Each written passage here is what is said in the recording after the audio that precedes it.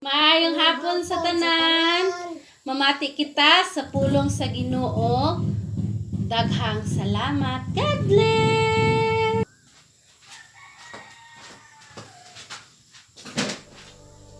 Hello, maayong hapon na usab natong tanan.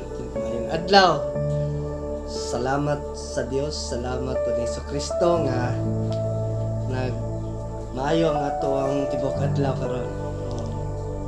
Gihangi ko kamo sa pagpamati na sa pulong sa Ginoo dinhi sa Exodo kapitulo 25 bersikulo 9.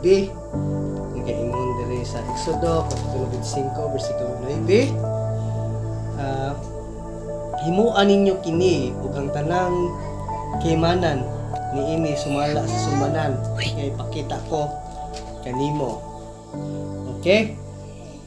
Ang gipahimo sa Dios nila is balaang tolda. Gipakita sa Dios kang Moises sa bukid sa Sinai ang plano sa balaang tolda nga maoy simbolo sa iyang presensya. Uban sa katawhan, ang tolda gikural ug ang sulod niini adunay duha ka minungdanong bahid nga natunga sa usa ka kortina. Ang balaang dapit ug ang labing balaang dapit.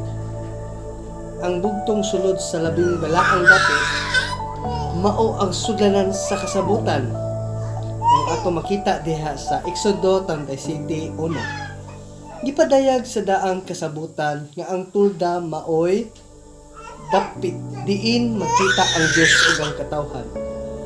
Ang dapit diin maghalad ang mga tao sa Dios ug diin ipahayag sa Dios ang iyang pasaylo ug ang iyang mga mensahe.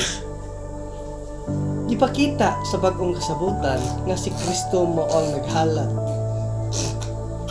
aron mahiuli kita sa maayong relasyon sa Dios. Usa, si Kristo ang himong tulda, ang dapit nga tagbuanan, diin ang Dios nagpuyo tipon sa katawhan. Ang gilansang niyang lawas nagsimbolo sa nagisi nga kortina. Sumala diha sa Marcos 15:38. Diin naghimo na kitang moagi paingon sa presensya sa Dios. Makita Hebrehanon 10:19-20. Daghang salamat. God bless sa tanang hiusa kang Hesus Kristo.